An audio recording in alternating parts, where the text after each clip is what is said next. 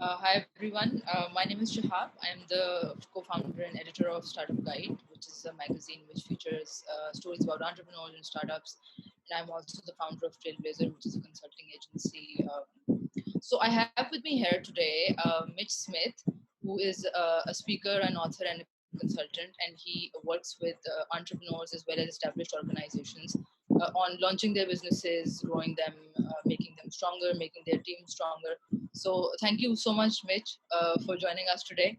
And if we can just start with your brief introduction, and then we will go ahead with how people can go and Yeah, launch an idea. Well, I'm currently in Charleston, South Carolina, here in the U.S.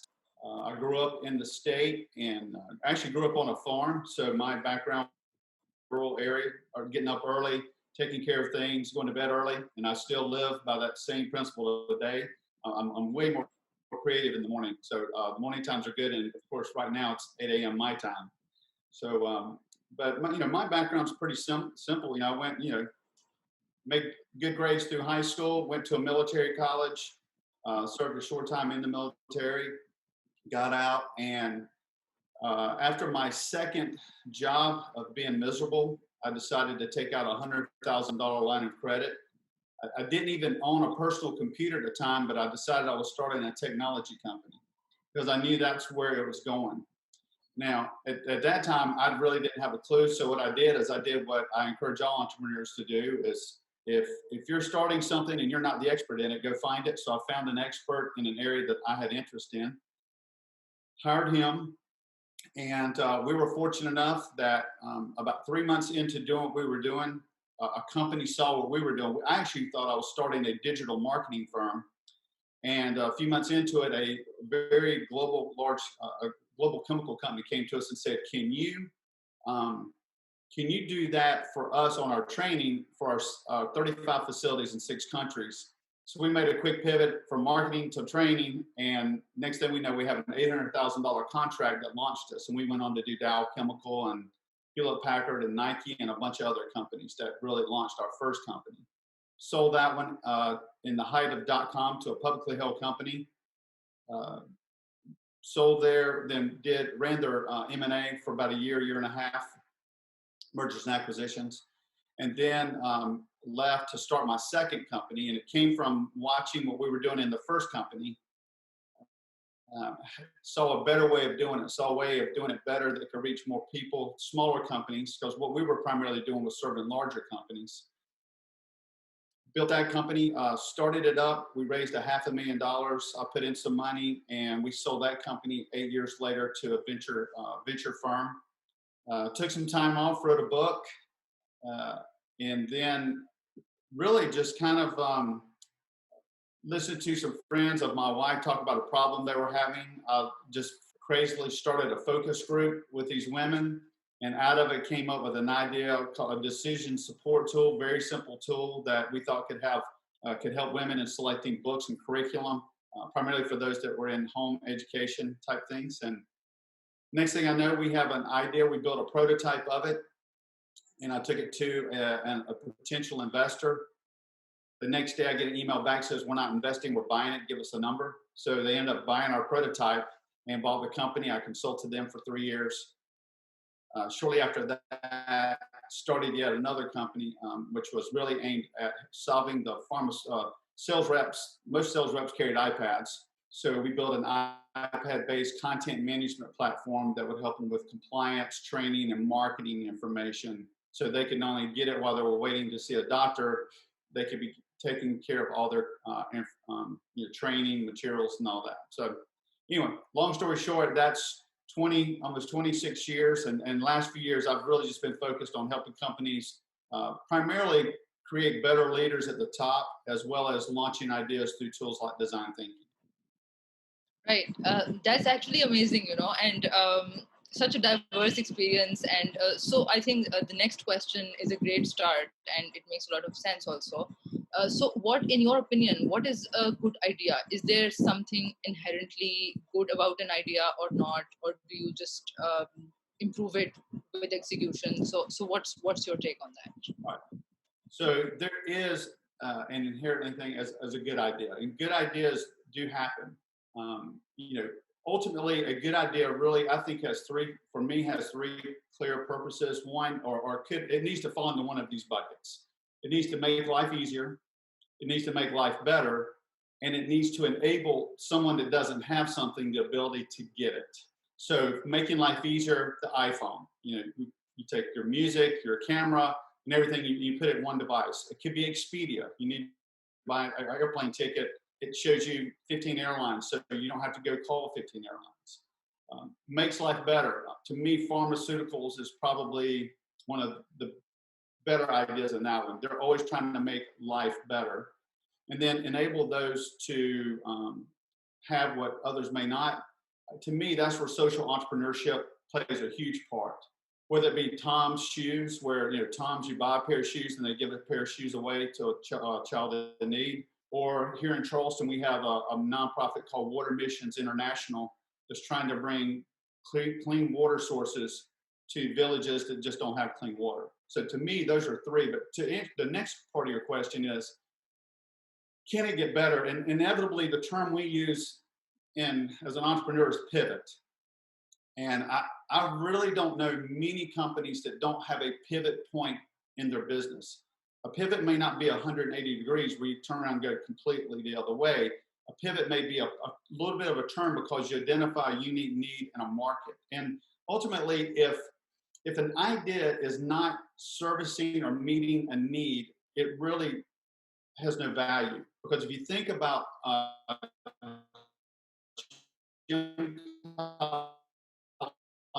in good, it's got to be, you got to be passionate about it. So that's key. You got to have a passion for what you do.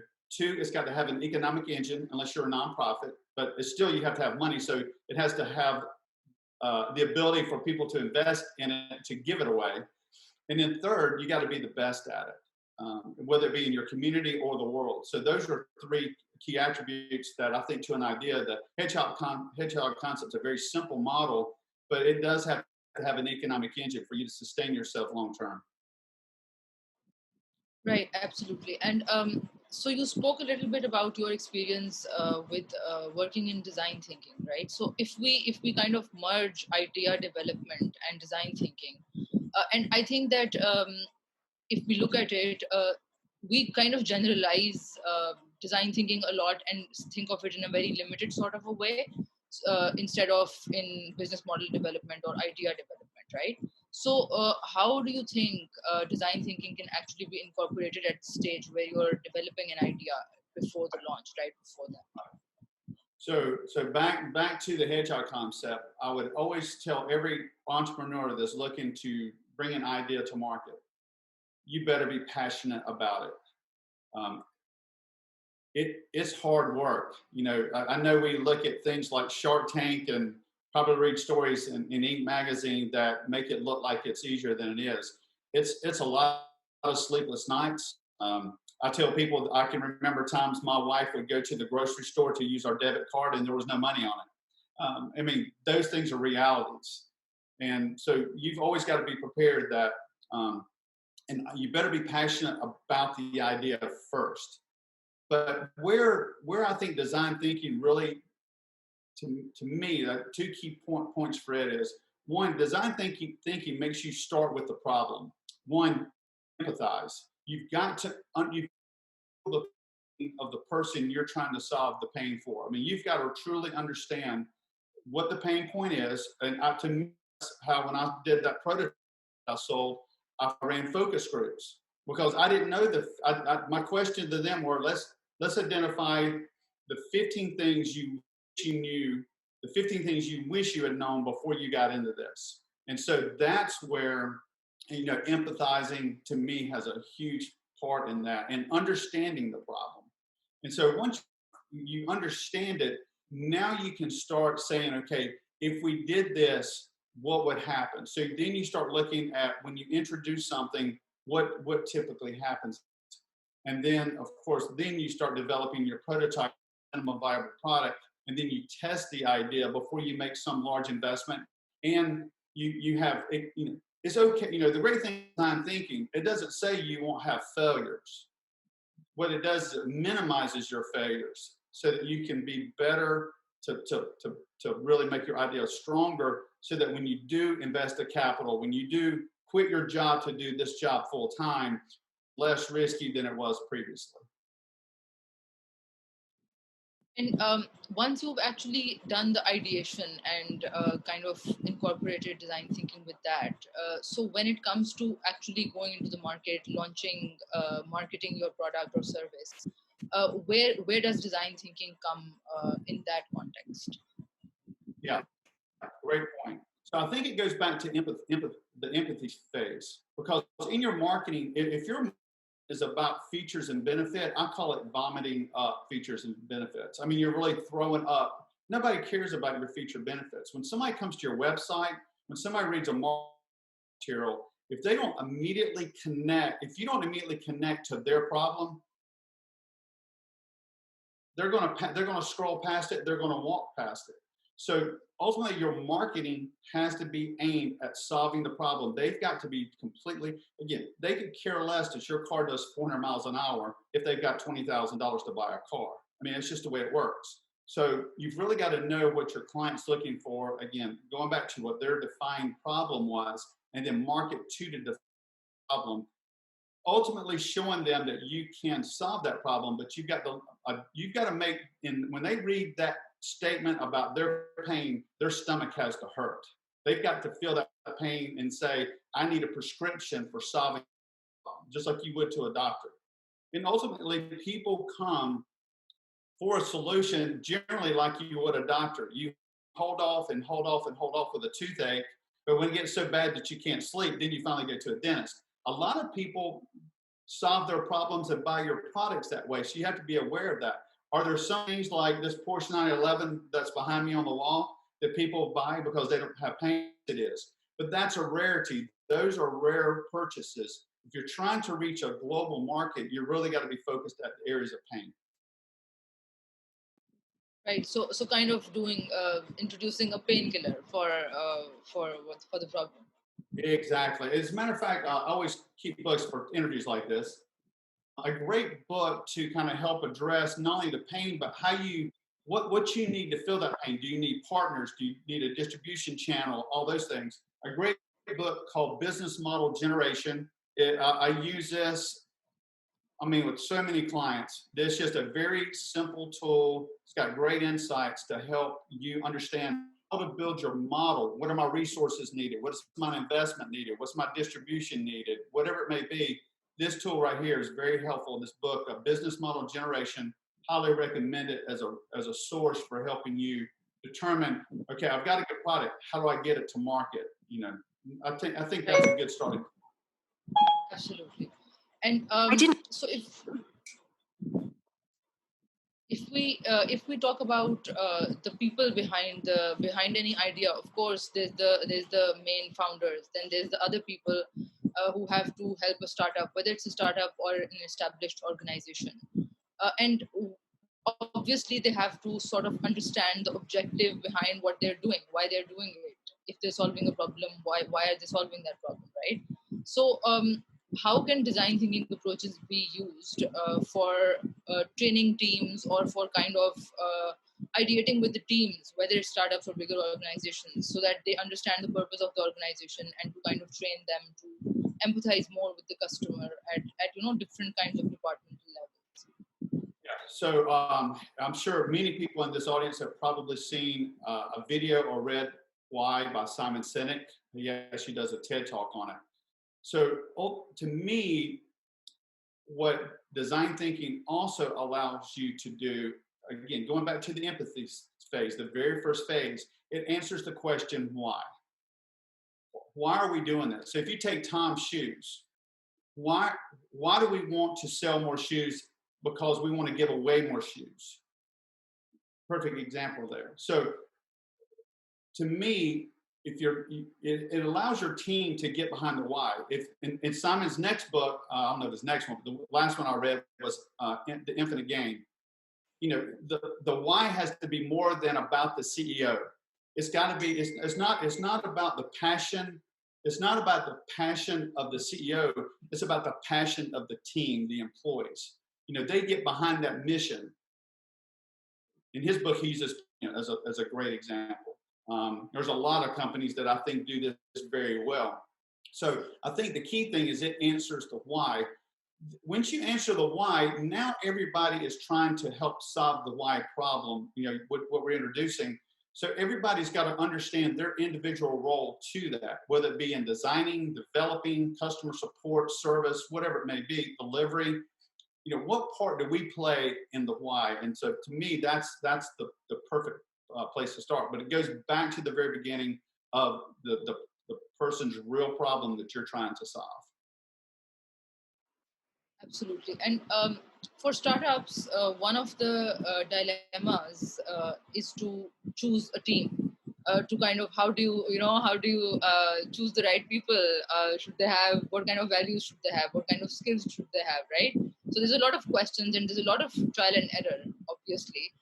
So what, given your experience of working with startups, other people, what would be some of your tips for startups to choose teams that are strong and that would kind of sustain them over the period of time? Right. So ironically, I get hired by venture capital firms and investment teams to do this for people they've invested in, their portfolio companies. And I generally kind of break that into 4 key places. And the first one is, when you hire to your weakness. Remember, I gave you my very first company. I was starting a technology company and I could barely design a PowerPoint. So I had to go hire a person that understood the technology that I had a vision for, that I knew I could sell. So you hire to your weakness. The next thing is you hire the best. What generally happens in a lot of startups, they hire their best friends, or they hire the person who's closest to them, not the best person. And what happens is, inevitably in startups, what happens for a lot of young entrepreneurs is they make promises to these people. And when they do, they're giving up equity, they're giving up options to a person that really brings no ultimate value to the organization. So I think that's key. So hire the best. The next one is, whoever you hire, you must continually develop yourself and them always. It is a never ending process. It's like a product. When you bring a product to market, if you think that product is going to last you 100 years, you're going to end up like a lot of companies that just collapsed. If you're not constantly re-innovating your products and your people, you will fail. There is a life cycle. There's a life cycle of how long somebody's going to work for you. In the US, we're having that problem in the logistics industry. The logistics industry is having a hard time convincing young people to come in and drive 18-wheelers and to work in a warehouse. But the problem is, their majority of their population are 55 and up and are retiring, so they're having a hard time filling those slots. So you've got to constantly be developing, renovating those positions. And then, as an entrepreneur and a business person, as your company begins to grow, you hire the best people, because if you did that, hire the best people too. If you hire the best people, you got to get out of the day-to-day minutia of what's going on, because if you don't, you're going to be micromanaging your teams. You've got to be developing your best people so you can keep your eye on the direction that your company is going, looking out for things like COVID or some other economic challenge or competitor that comes in the marketplace. You've got to be focused on that, knowing that when you identify it, you can bring it to your team and they're helping you solve that problem. Because if you don't, the entrepreneur carrying everything, finances, client problems, everything on your back, and that is not where you want to be. And regretfully, I spend a lot of time with startups because they didn't hire the right people, because they didn't hire to their weaknesses, everything's falling on their shoulders, and they ultimately burn out. And ultimately, the great idea they had collapses. Absolutely. And while we're talking about that, so given your extensive experience of working with startups, entrepreneurs, what are some of the most common mistakes that you've seen that can be avoided at earlier stages? Yeah. Well, the first one is regretfully, I think, we saw a lot of this in the .com coms, when a lot of people that are probably watching this broadcast were probably being born in the late 90s. what we saw was everybody was trying to bring an idea to market quickly. And what I see even today, because of things like Shark Tank and other things on TV, they try and go for investment too soon. So before they can really get a product to market, show that it works, build a client base, build revenue, build cash flow, they're going out to market. And because they're going out so early, they're giving away, in a lot of cases, the majority of their company. I was working with a company last year where the founder of the company, they were going for their second round of capital, and he only had equity in the company. And it was his idea.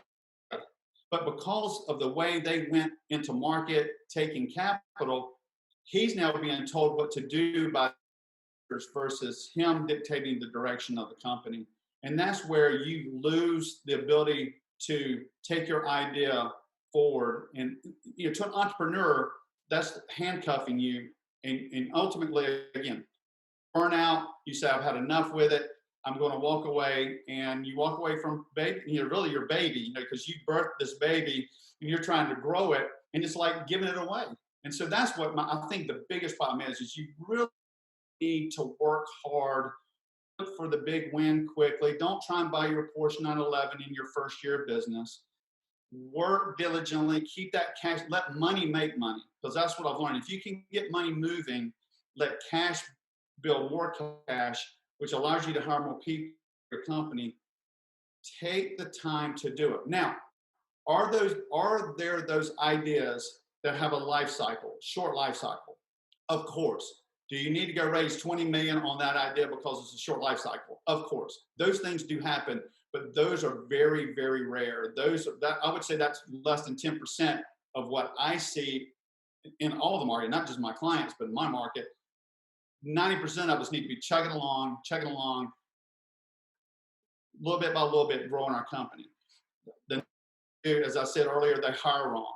And that has a tremendous downside on the company, specifically when you start bringing on talented people who work beside untalented people, and those people get frustrated and your talented people leave because you've given your golfing partner or your neighbor a VP job when they really aren't even able to be a manager.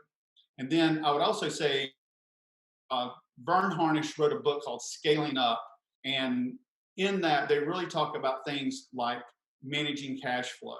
And it really gets back to growing your investment. You've got to manage that cash flow consistently, constantly. Absolutely, very, very, very actually great advice. So another thing, I think that a lot of people are scared of failure, right?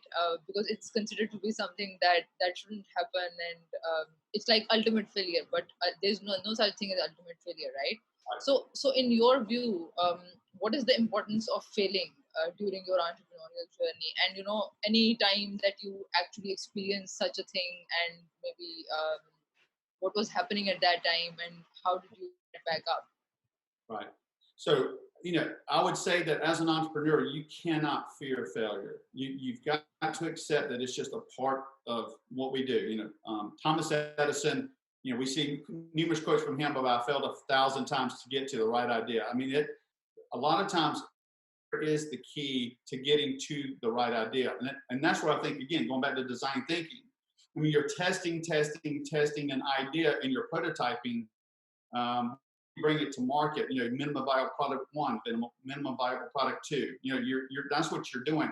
So that helps minimize failure. I'm not saying we want to avoid failure, but failure does one thing very well. It sharpens us. It refines us. And I think once you do that, you start realizing that when I failed this time, it's because I didn't have the right person in place, or I didn't have the right cash flow to get that product to market. You start realizing that. For me, my first 4 companies were successful. My 5th company wasn't, and it wasn't because I didn't have a great idea. The problem was I did one of the things I said earlier. I felt I had to get a product to market quicker than normal. So I took on almost $9 million of investment from investors, and I lost control of the idea. I lost control of where we were going in the market. And honestly, I lost interest in what we were doing. I lost passion for my idea and let them walk with it. So that's where, you've got to always be looking at what those things in your past have caused failure. My very first company that I sold to some people after I sold it, I had not sold it to. So the next time I sold it, I did two things. I really looked at the people buying the company to see if I wanted them to carry my idea and my employees forward. And two, I was getting cash, not stock, for the transaction of the company because I learned from the first company. And again, it's a constant learning, and experience is the greatest teacher. History is good for us to have because we learn what not to do or how to do it better. So you can't fear making a mistake. You don't. If for an entrepreneur or even a company that's got a product that's life cycle that's expiring, you've had a product in the market and you realize that we've got to create a new product. Those people realize that if they don't innovate quick, start looking at those changes quickly, they will fail. So to me, innovation is a constant. I mean, it's constant. You always, no matter if you hit it right day one, when you exit the door day one, day two, you got to say, what can I do better tomorrow than I did better today? It's got to be constantly on your. Remember, we had it on our door. What can I do better tomorrow than I did today? And it's got to be in your DNA, in the company DNA, is how do we do it better tomorrow? Because things change. I mean, when if you go back and look at, when I started my first company in 1993, technology wasn't as fast as it is today. So, your ability to vision back then was this much. Now it's this much time to make a decision. And to make the right decision, you've got to have the right information and you've got to have the right people around you to make sure that you're making the right decision. Absolutely. And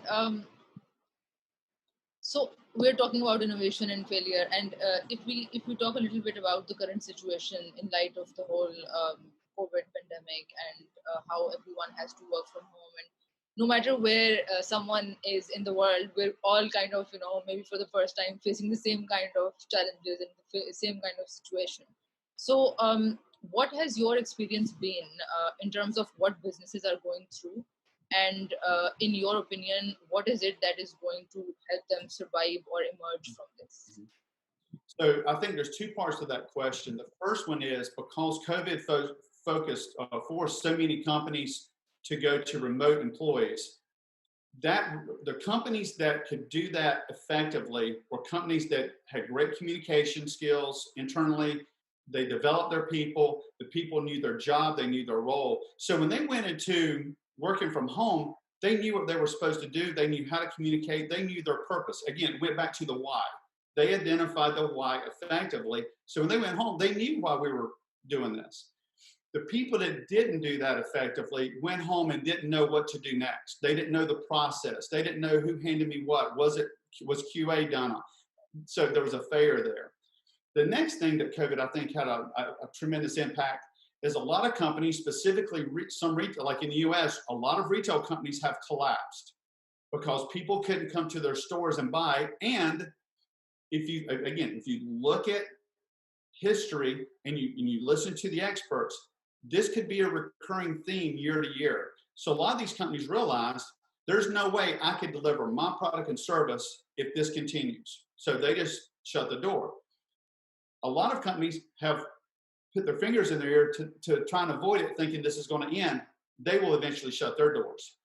The people that are looking to see, does my product and service still meet the need of my client, even in this environment, are the ones that, and if it doesn't, how can I use design thinking or re-innovate, like build an innovation lab in my own company and start defining the question, defining the problem, and defining the solution.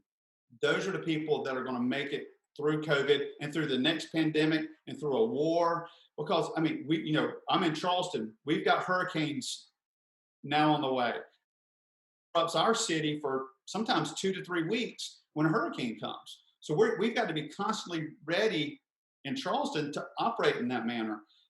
A company maybe in the Midwest doesn't, but again, around the world, we're all facing war, economic times, regimes, bad regimes, bad presidents that cause economic failure. So you've got to constantly be looking at how can I solve this problem and do it. Again, going back to the hedgehog concept with an economic engine that makes money so we can survive. Right, right.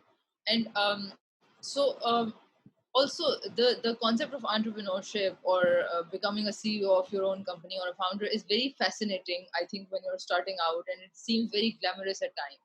But there are a lot of people who are not actually prepared for what they're in for, right?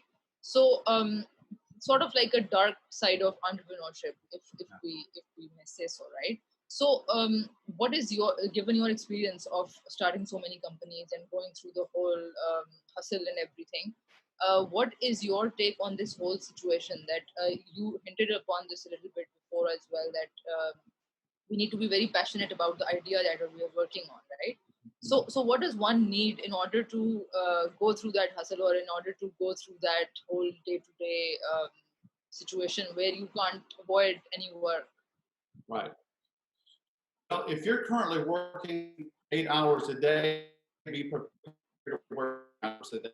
So you're harder, you're working more. But if you're passionate about it, you feel it. It doesn't feel like you work 20 hours that day. It doesn't. You're not as drained. You're still driven. You're waking up at 4 a.m. with a better idea to do something tomorrow. So ultimately, be prepared to work and sweat because it's tough. Second thing is find a mentor or a coach of some type. I was fortunate. My first company, I did not have a mentor. I kind of got lucky. I mean, I had the right vision. I made some bad decisions, but as I told you, I pivoted quickly and actually got into the right lane and were able to succeed. The second company, my investors became my mentors. I went and got investors who I told them that not only do I want you to invest in this company, I want you to mentor me constantly. And so when we would go into our board meetings, we didn't start out with financials. They asked me, how was my wife doing? How are my children doing? Was I making it home to have dinner with my family often? Was I giving up some activities like being on a board somewhere so that I'd have more time either for business or for my family? Those are key. I think having a mentor that speaks truth, that's the one thing that we don't need somebody pumping us up to tell us how great we are, that we're the next Steve Jobs or, someone, anyone, anybody that's of great fame. We don't need somebody telling us that. We need somebody speaking truth to us.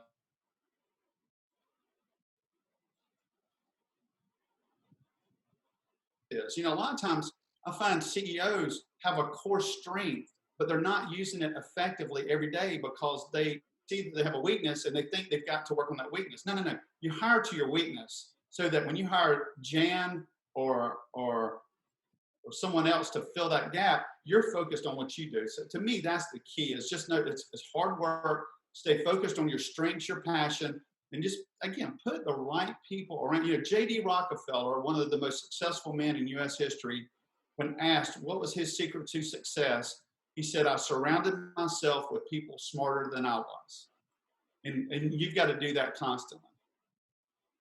Absolutely, absolutely. So thank you, Mitch. Great insights, and we have people as well here who are asking a few questions. So I think we'll open for questions from the audience. Okay. I think two people have written questions here. If anyone else has any questions, please write them in the chat, and we will ask Mitch and ask him to moderate. So you actually spoke about two books, I think, but someone has asked what would be your top three podcast or book recommendations for aspiring entrepreneurs. And then also you spoke about an inherently good idea. Initially, an idea might seem exciting, but just isn't working out. How do you replan or shift your focus? Like, how do you put it? Yeah.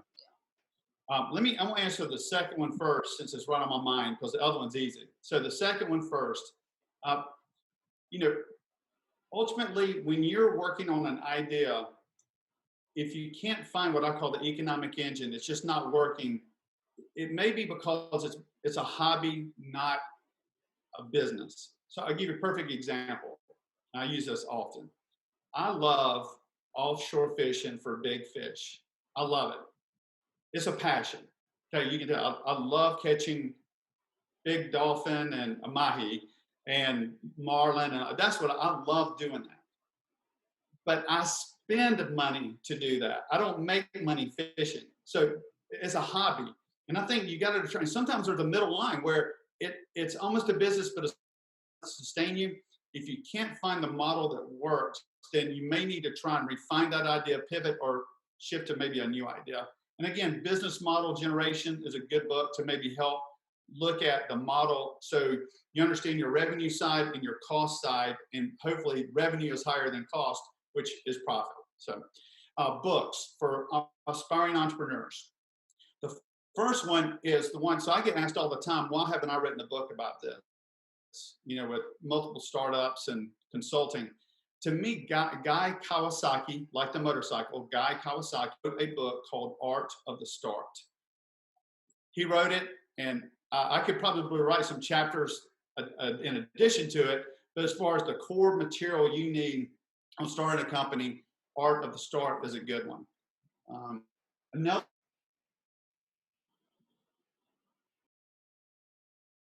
Scaling Up, I mentioned this earlier, Vern Harnish, Scaling Up. So this really just gives you some great principles on running your company. For example, one of my favorites are 5-minute morning meetings with your team. It's not to introduce new things. Your 5-minute morning meeting is to make sure with what you're doing, is there anything that I need to know about that's not working, and everybody knows what they're supposed to be doing. Your monthly, quarterly meetings, you introduce new ideas. So 5 minutes, you can meet with your direct reports and make sure everybody's going in the same direction, because the last thing you want is one person going this way, one going that way, because you've got to be focused in one direction, especially in a startup. A third one, I probably would say Good to Great to me was an inspirational book because it introduced things like hedgehog concept, the bus concept where you put the right people in the right seat going in the right direction. That's another one. But I think for entrepreneurs, I think Art of the Start is probably the best one. I do like, from a marketing standpoint, there's a podcast called Story Brand, STORYBRAND, Story Brand, by Donald Miller. And as I told you, design thinking is about designing a solution to tackle a problem. His is defining your marketing to let them see their problem so that they want to buy your product. And I think you need to have two. So I would highly recommend from a podcast, Story Brand would probably be the one that I would say go to, because a lot of people aren't thinking on the marketing, go-to-market strategy about their product. They're just so interested in creating it that they lose sight of, hey, how do we truly get this to market? Amazing recommendations. So the next question that we have is from Hannah, who is asking, if you were to go back to your first company, what are the few things that you wish you knew?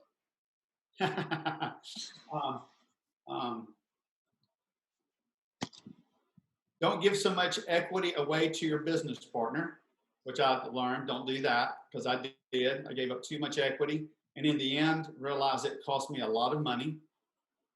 I could have managed cash flow better. I hired too quickly.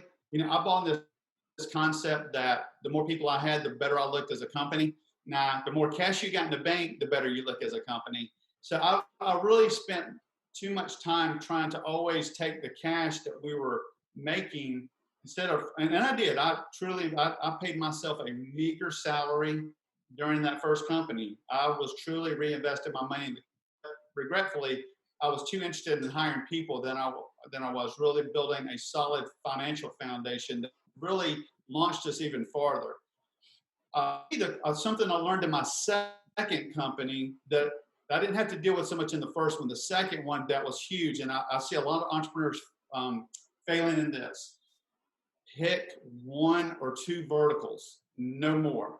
My second company, we had 6, maybe 7 verticals. Had we dominated one, I think we would have really grown faster as a company, because we were constantly solving an industry problem. We were trying to solve too many problems as a company, And so the idea of how to do it was different in logistics than it was in restaurants and than it was in manufacturing. I wish I'd have focused on one. So I think that's a key thing is when you, especially when you get to your thinking phase, empathy, think of your person in that industry with that problem and stay focused in it. There's too many things that too many to make us go off and look at, well, if we could be over here, we could be in another country. Learn to win the game you're in and worry about the other games later. It's like cricket, it's like soccer, it's like baseball. Focus on the game you're playing and worry about that other game next week or next season. So that, to me, that would be the biggest takeaway for me in the second company that I think cost me a lot of money. Right, amazing. And so next one, Manahil is asking, how different is it being a consultant from running your own business, and how have you seen any changes in the business mindset? The frustrating thing is when you're the entrepreneur and the creator of a company, when you see an opportunity, you can jump on it. When you're a consultant, you can show them 100 times a better way of doing it, and if they just don't buy into it, they don't buy into it. So to me, that's frustrating when either they're not buying into what you know in your heart is the right thing to do, or they're just taking too much time to get to that decision. They think through it too much. So that's probably the frustrating thing is, that's the part I miss about being on the other side is, I could change, I had no problem with a pivot. I had no problem realizing there was a better way of doing something. I mean, we looked for that. Sometimes I think the clients I consult with don't have that mindset. They're about getting as much money out of that product and service till the day they die as they are about pivoting that product or idea to get more. And that's frustrating for me. What was the second part of that question? There was a second part. The second part, yes. The second part was, have you seen any changes in the business mindset? I have. I think, again, when I started to today, I think the mindset companies in general are more entrepreneurial. Even companies have realized they've got to innovate.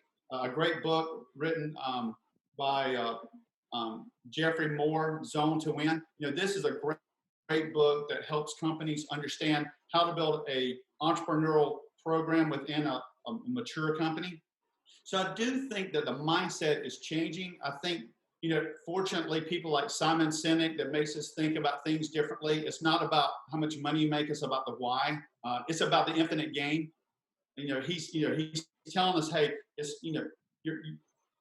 we regretfully, specifically public businesses, think quarterly. We've got to make the next quarter numbers. Private businesses probably think more annual. Infinite gain makes us think of what if we're trying to solve the why really is way out here. It's not December 2020. Why may be December 2050 to 30 years before we can get to truly solving the why. And I think that mindset is starting to happen in corporate America. But again, money does a thing to people. And sometimes I think money becomes our aim, not solving the problem, not the passion. I've never started a company for money. I started a company because I had a passion to do something or a passion to solve a problem. Money happens if you do it right. That's a byproduct. So I just don't worry about the people that are focused on making the money. They lose their passion and they ultimately get off course because they forget about the problem they're solving. Absolutely. And then I think this will be the last question. So Akmal is asking, how should the approach of the entrepreneur be different when he's trying to create something that eliminates the pain of the target customer versus trying to create something that just enhances the quality of life of the target customer, meaning needs versus desires? Yeah. So I will look at it like a car. Ultimately, a car's purpose is to get us from point A to point B. You can do that with a $5,000 car. You can do that with a $5 million car. So for some people, it is solving a need. I've got to get to work today, so I need a car. So you're helping them create, like Tata does in India and other companies I know, they're developing the most economical vehicle that can help a person solve that problem. Then you've got people like McLaurin and Porsche behind me that say, hey, there are those people that want to go to the next destination in class and as fast as they can, even though there's a speed limit, but they want to get there in class. So you're still solving the problem for both of them. But ultimately, the one that I think the person of need, the person I have to get from point A to point B, that's the majority of the people in the world. Whether it be food, water, transportation, those are the that make life better. And if all of us can take a look back and say, what could I do to help a person get out of poverty, to have water, to get to jobs, to get to a destination. To me, that's a higher purpose. And I think a lot of us, whether it be your faith, or whether it be just the fact you've got your moral, I mean, you really want to help other people. To me, that has a greater purpose in life. You're going to sleep better. Now, when you get to the end of your life, a lot of people worry more about, we worry about getting to this end point. Well, to me, it's a constant journey. It's a constant destination that until I die, I mean, I'm going to be on this journey. So I don't look at it as an end point. I look at it as a continual process. So now, instead of developing products to solve problems, I help companies see what's holding them back from solving their problem, from solving their client's problem. And I get as much joy and fulfillment out of both of them. Now, again, sometimes I want to go faster because I have an idea, but ultimately, when I wake up, I'm thinking again for my client, how can I help them with that part? And so I just say, ultimately, you're trying to solve. If you're really trying to build a company that has an economic engine around your passion, solve the core problem, i.e., transportation, not problem. I want to get to work.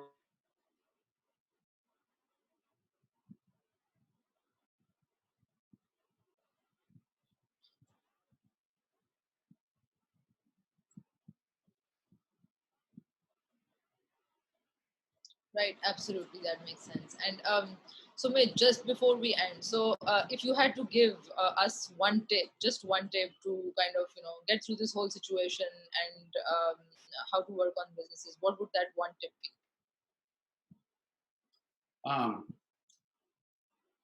I'm just a believer that make sure that the people you have around you that are helping you with your idea and your company, just make sure you got the right people around you, because you can't do this alone. There's no way you can do it alone.